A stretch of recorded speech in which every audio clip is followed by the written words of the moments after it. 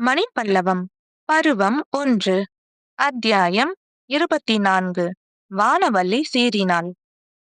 உணவு கூடத்திலிருந்து வெளியேறிய நகை வேழம்பர் ஓவியனையும் இழுத்துக்கொண்டு விரைவாக முன்னால் சென்றுவிட முயன்றபோது சுரமஞ்சரி அவரை தடுத்து நிறுத்தி கேட்ட கேள்வி அவருடைய தோற்றத்தில் பெரும் அதிர்ச்சியை உண்டாக்கிற்று. அந்த அதிர்ச்சி நிலையை சுரமஞ்சரியும் வசந்தமாலையும் நன்றாக உற்று கவனித்துக் கொண்டார்கள். அருகில் வந்து நின்ற சுரமஞ்சரி அவருடைய பாதத்தில் இருந்த செம்பஞ்சு குழம்பின் கரையை சுட்டிக்காட்டி அந்த கேள்வியை கேட்டபோது அவர் உடல் பாதாதிகேச பரியந்தம் ஒரு தரம் குலுங்கி அதிர்ந்து ஓய்ந்தது. அப்பப்பா! அந்த சமயத்தில் அவர் முகம் அடைந்த விகாரமும் குரூரமும் பயமும் வேறெந்த சமயத்திலும் அடைந்திராதவையாய் இருந்தன. அதை கவனித்துக் கொண்டும் கவனிக்காதவள் போன்ற நடிப்புடனே சுபாவமாக சிரித்துக் கொண்டே, இதை தெரிந்து கொள்ளத்தான் கூப்பிட்டேன், வேறென்றும் இல்லை. இனி நீங்கள் போகலாம் என்று கூறிவிட்டு தன் தோழியோடு திரும்பி சென்று விட்டாள் சுரமஞ்சரி. திரும்பி சென்றவள் நேராக தன்னுடைய அலங்கார மண்டபத்தை அடைந்தாள். அங்கே ஒரு பக்கத்தில் மறுநாள் அதிகாலையில் அவள் சூடிக்கொள்வதற்கான பூக்கள் வாடாமல் ஈரத்தோடு பதமாக வைக்கப்பட்டிருந்த பூக்குடலை இருந்தது. அதை எடுத்து பிரித்து வெண்தாழம்பூவிலிருந்து மிக தெளிவான ஒளிமடல் ஒன்றை உதிர்த்து தனியாக்கினாள். தாழம்பூவின் நறுமணம் மற்றெல்லா பூக்களின் மணத்தையும் விஞ்சிக் கொண்டு எழுந்து அலங்கார மண்டபத்தில் பரவியது. காம்பு மழுங்காமல் கூரியதாய் இருக்கும் பிச்சி அரும்பு ஒன்று செம்பஞ்சு குழம்பை தோய்த்து கொண்டு வெள்ளியில் வார்த்து தீட்டினார் போன்ற தாழை மடலில் முத்து முத்தாக எழுதத் தொடங்கினார் சுரமஞ்சரி. எழுதுவதற்காகவும் எழுதப்படுகிறவருக்காகவும் அவளுடைய நெஞ்சுக்குள் மணந்து கொண்டிருந்த நினைவுகளைப் போலவே பிச்சியும் தாழையும் செம்பஞ்சு குழம்பும் கலந்து உருவான கையெழுத்துகளும் கம் என்று மனம் கிளர்த்தன. அப்போது சுரமஞ்சரியின் நெஞ்சமே ஒரு பூக்குடலையாகத்தான் இருந்தது. நறுமண நினைவுகள் என்னும் தேன் சுவை பூக்கள் அவளது நெஞ்சு நிறைய பூத்திருந்தன. மண்டபத்து பூக்குடலையிலிருந்து மலரும் மடலும் எடுத்து நெஞ்ச பூக்குடலையிலிருந்து நினைவுகளை தொடுத்து அவள் எழுதலானாள். பக்கத்தில் நின்று பார்த்து கொண்டிருந்த வசந்தமாலை தனது அறிந்து கொள்ளும் ஆவலை அடக்க முடியாமல், என்னம்மா எழுதுகிறீர்கள் என்று கேட்டாள். மடல் எழுதுகிறேன். மடல் எழுதுவது தெரிகிறது, ஆனால் யாருக்கு? இது என்ன கேள்வி? உன்னை போல் எதையும் குறிப்பாக அறிந்து கொள்ள தெரியாத பெண் எனக்கு தோழியாக வாய்த்திருக்க கூடாது வசந்தமாலை என்று சொல்லி சிரித்தாள் சுரமஞ்சரி. வசந்தமாலைக்கு புரிந்தது. தலைவியின் குறிப்பு மட்டுமல்லாமல் குதூகலமும் சேர்ந்து புரிந்தது. நெஞ்சலம் கொண்ட அன்பருக்கு என்று சுரமஞ்சரி தன் மடலை தொடங்கி இருப்பதையும் வசந்தமாலை பார்த்தாள்.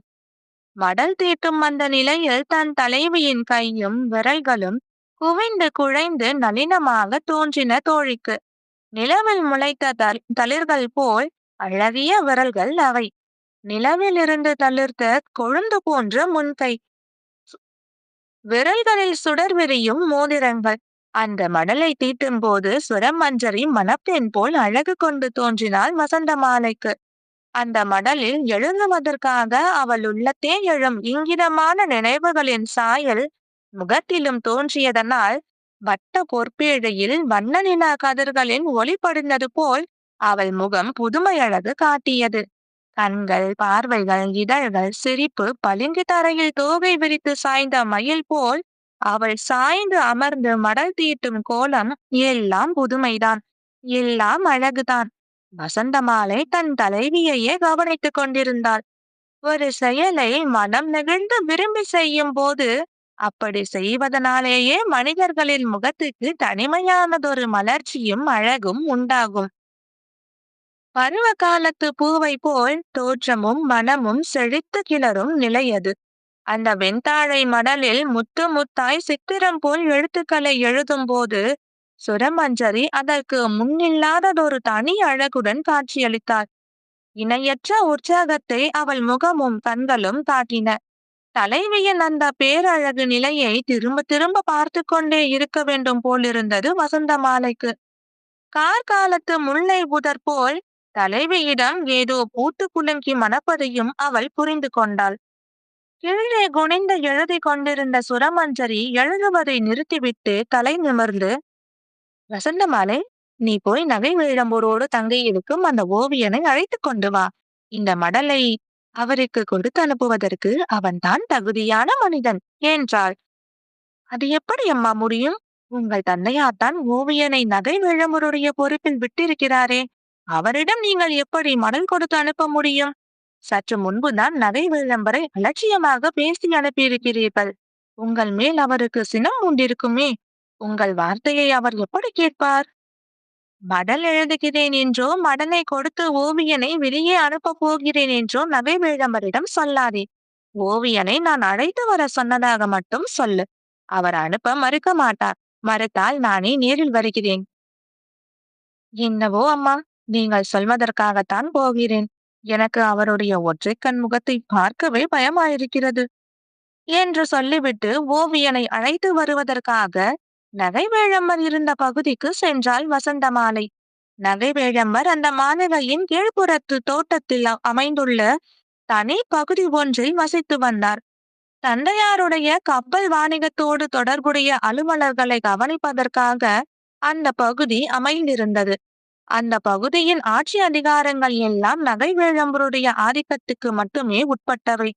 தான் கூப்பிட்டு அனுப்பியதற்கு இணங்கி நகைவேழம்பர் ஓவியனை அனுப்புகிறாரா இல்லையா என்பதை தெரிந்து கொண்டு விடுவதற்காகவே சுரமஞ்சரி வசந்தமாலையை அனுப்பினாள்.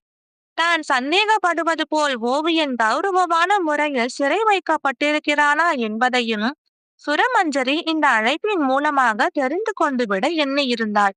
தவிர அந்த இரவு நேரத்தில் மருவூர் பாக்கத்தில் உள்ள நீலநாக மறவர் படைக்கல சாலைக்கு போய் இளங்குமரனை சந்தித்து தனது மடலை கொடுப்பதற்கு ஓவியன் மணிமார்பன் தான் தகுதியான ஆள் என்று நினைத்தாள் அவள். அவள் இப்படி நினைத்து கொண்டிருக்கும் போதே வசந்தமாலை திரும்பி வந்தாள். அம்மா, ஓவியனை சிறிது நேரத்தில் அனுப்பி வைப்பதாக நகை விளம்பர் ஒப்புக்கொண்டு விட்டார். ஆனால் இந்த மாளிகைக்கு வெளியே எங்கும் அவனை அனுப்பிவிடக் கூடாதென்று உங்களிடம் சொல்லிடுமாறு என்னிடம் தனியாக கூறி அனுப்பினார். ஓவியர் இப்போது வந்து விடுவார் என்று வசந்தமாலை வந்து கூறியதில் இருந்து சுரமஞ்சரிக்கு ஓர் உண்மை மிக தெளிவாக புரிந்தது. தந்தையாரும் நகைவேழம்பரும் ஓவியனை எதற்காகவோ மாளிகைக்குள்ளேயே பாதுகாக்க நினைக்கிறார்கள் என்பதுதான் அந்த உண்மை.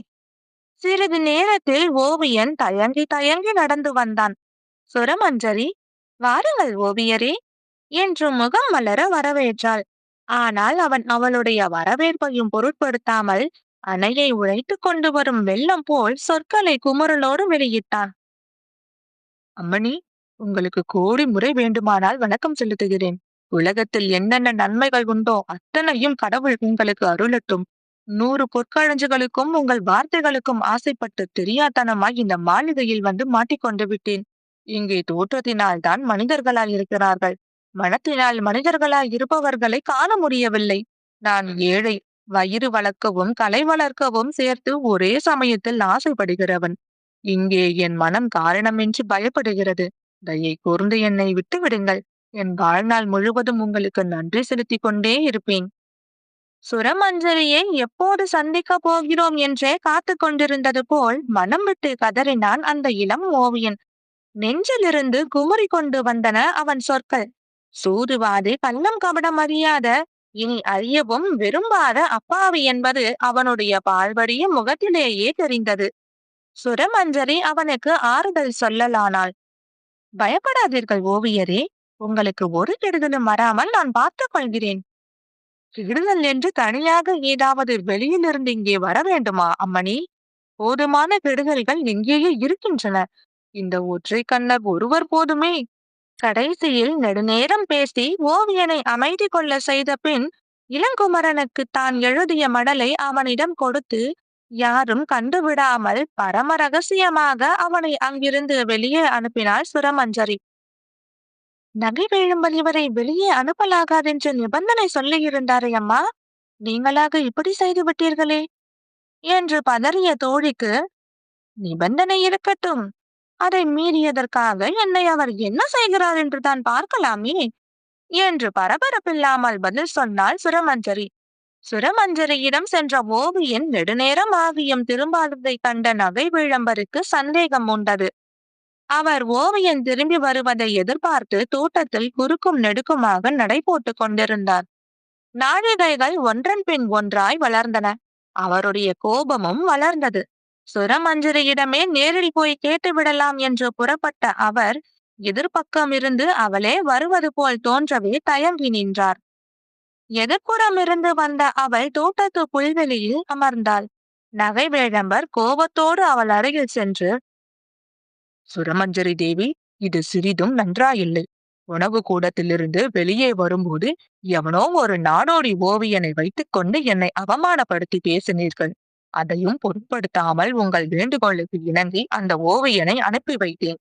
நீங்கள் என் நிபந்தனையை மீறி அவனை எங்காவது வெளியே அனுப்பியிருக்கலாமோ என்று இப்போது எனக்கு சந்தேகம் உண்டாகியிருக்கிறது. அப்படி அவனை வெளியே அனுப்பியிருந்தால் அது உங்கள் தந்தையாருக்கே பிடிக்காத காரியமாயிருக்கும். நீங்கள் தொடர்ந்து நெருப்புடன் விளையாடி கொண்டே இருக்கிறீர்கள். அதன் விளைவு உங்களுக்கு நிச்சயமாக நல்ல முடிவை தராது.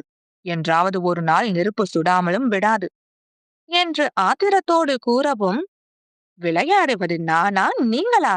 ஐயா நகை விளம்பரே, உங்களுக்கு ஒரு கண்ணாவது நன்றாக தெரியும் என்று நினைத்து கொண்டிருந்தேன். அந்த நினைப்பு கூட தப்பு போலிருக்கிறதே. இப்போது நீங்கள் சுரமஞ்சரியிடம் பேசுவதாக நினைத்து கொண்டு வானவல்லியிடம் பேசிக் கொண்டிருக்கிறீர்கள். ஒருவரிடம் பேச வேண்டியதை இன்னொருவரிடம் பேசுவது கூட நகை விளம்பரின் திறமையோ என்று வானவல்லியிடமிருந்து சீற்றத்தோடு பதில் கிடைத்தது. அன்று இரண்டாம் முறையாக அதிர்ந்து போய் நின்றார் நகை விளம்பர் என்னும் அந்த திறமையாளர். அத்தியாயம் 24 நிறைவுற்றது. நன்றி.